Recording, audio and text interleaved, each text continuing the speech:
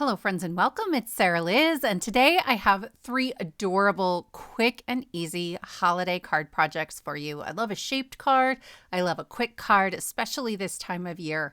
So I'm just folding my card down the middle here, and then I'll show you what we're using. I got so excited to get started, but I like to tape it closed so everything stays in place while I'm working.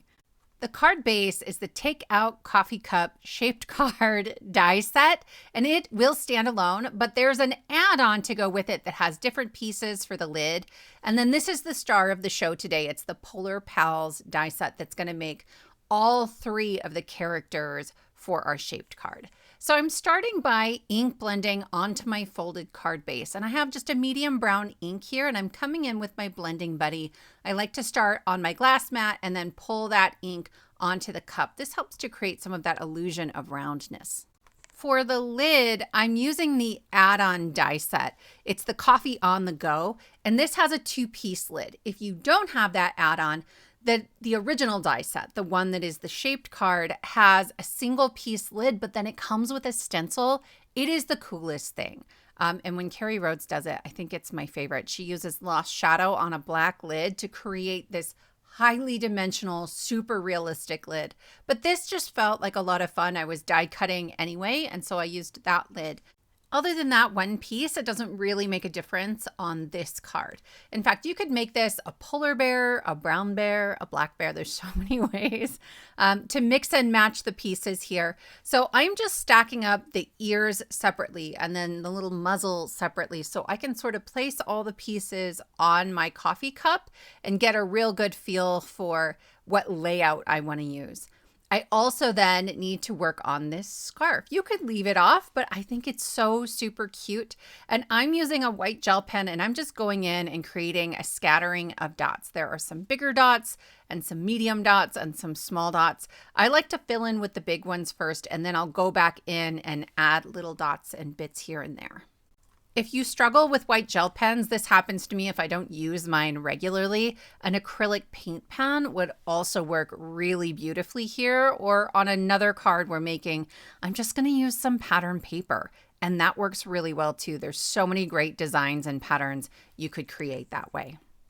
So when I go to add this onto my card, I'm sort of holding it carefully over the cup first. I want this to go ever so slightly over the edge, right? Like a scarf would. It sort of bunches up around your neck, and then I can add on the little tail piece. But I used wet glue, so I get a little wiggle room on there. Then here, I've got just a little bit of foam on the back of the muzzle, so I get that great dimension, and I'll stick it onto my pickup stick, and then I can kind of audition it and place it where I want it in the end. Sometimes I'll use tweezers, but I don't like that my tweezers sometimes leave an indentation in my paper. So wherever I can, I prefer to use the wax end of my pickup stick. It's a good size. You can get replacement wax tips, although half the time, if it's not working for me, it's because I got glue on the wax. So if yours isn't picking up the way you want it to, just use your fingernail and kind of scrape off a little layer of that wax, and it'll work beautifully. But my friends, that's card number 1. Isn't he cute? So the die set with the bare pieces is called Polar Pals, and it also has pieces for a snowman and pieces for a penguin. So it's just really, really versatile, and honestly, quite the bargain, I think, because there's so much you can do with it. Here, I've cut my card base from white, and I'm just going to come in again with that add-on die set for the lid because I like the layering pieces. And so I've cut these out of black glitter cardstock. I love making holiday cards because no one bats an eyelash when everything is made out of glitter. And that's kind of what's happening here. I then have some white glitter cardstock that I will tuck right underneath that lid. So I've now used individual pieces to cover up the entire card front. So that's the Coffee on the Go die set. If you don't want to make a shaped card, if you're just looking to put a coffee cup on a card, that's the die set for you. And then you can pair it with any of the character add-ons. The Polar Pals, there's a Nutcracker, a Gingerbread, a Santa, tons of stuff. I'll show you examples of a lot of the other ones at the end because I am absolutely obsessed. This is the card where I use that pattern paper. It doesn't have as many dots, but it sure was faster. So if I was bulk making these to send out as my Christmas cards this year, pattern paper would absolutely be the way to go for me.